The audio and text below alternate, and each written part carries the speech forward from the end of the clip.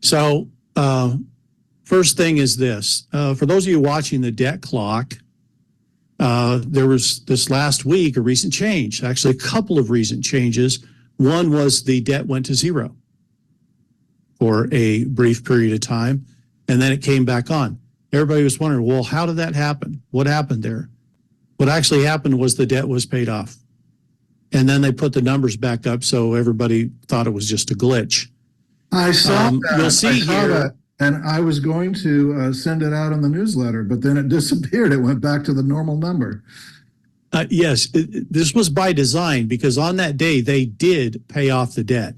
Okay, debts have been paid, and you'll see this is still on the debt clock, and it shows silver at $153 per ounce.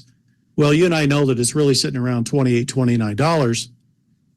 Why does this say 153?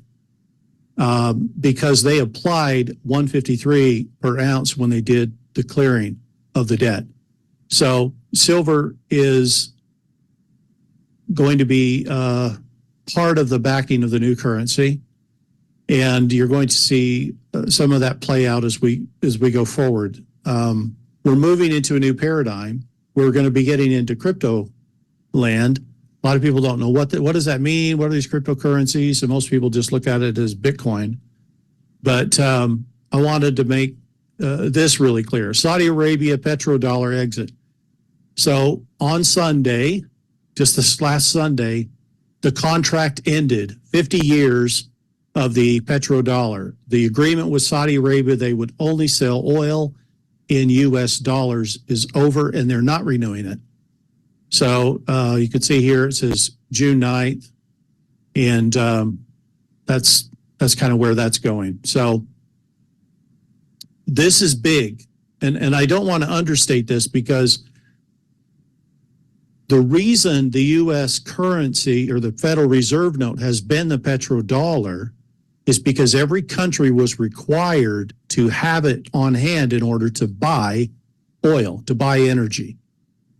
And as we all know, worlds are built and countries are built with energy. So this was a big deal. Now that that's no longer in effect, each of these countries can decide to buy oil in whatever currency they want to use. As long as Saudi Arabia will sell it to them, they're fine. So you're going to see oil now being sold for gold, being sold in yuan. You might even see Russian rubles being used, Indian rupee. There's all kinds of stuff that's going to happen as a result of this. But ultimately what it means is everybody's going to ditch the Federal Reserve note because they don't need it anymore. Okay. So as that happens, this plays into this BRICS. Now, a lot of people don't know what's happening right now, but this week, 92 nations have been in Russia having discussions about BRICS. 92 nations. What are they talking about? They're talking about their country going to gold-backed currency.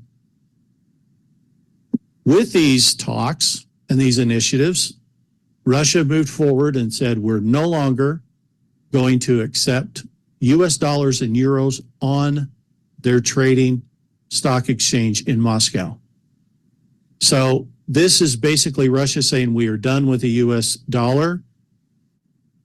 We've been discussing this on previous updates that we did, Tonsa, and what's interesting about this is that we've got a situation here, and I'm going to flip back to myself for a second. We've got a situation where the BRICS started this over a decade ago. They were tired of the hegemony that came with the U.S. dollar. And in some of these meetings that just took place here in Russia, you had countries saying, we don't like the U.S. dollar being the world reserve currency. Why? Because the U.S. can decide to put a sanction on us and they can disappear accounts. They can do whatever they want. And we have no recourse, right? So they don't like that. So they're saying, we want to be free. We want to be independent. And so this is why the discussion about going to gold is so big, is because everybody wants that autonomy of being sovereign, not having to depend on another country to be independent. So it's kind of a big deal what's taking place here. So BRICS are looking at XRP. Why XRP? Brad Garlinghouse, he's the CEO of Ripple.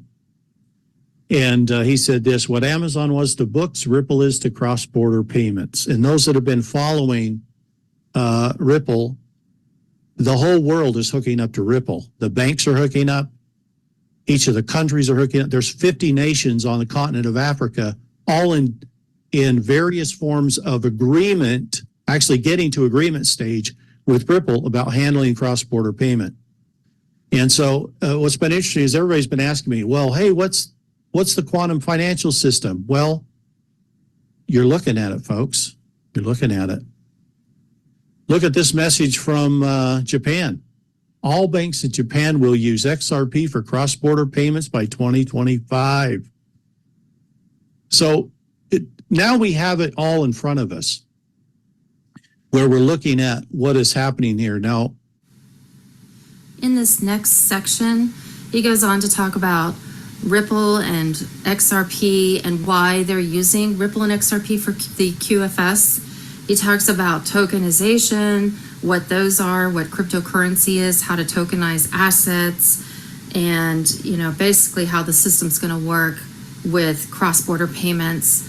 So it's very educational if you don't know much about crypto and how the system is going to work using crypto.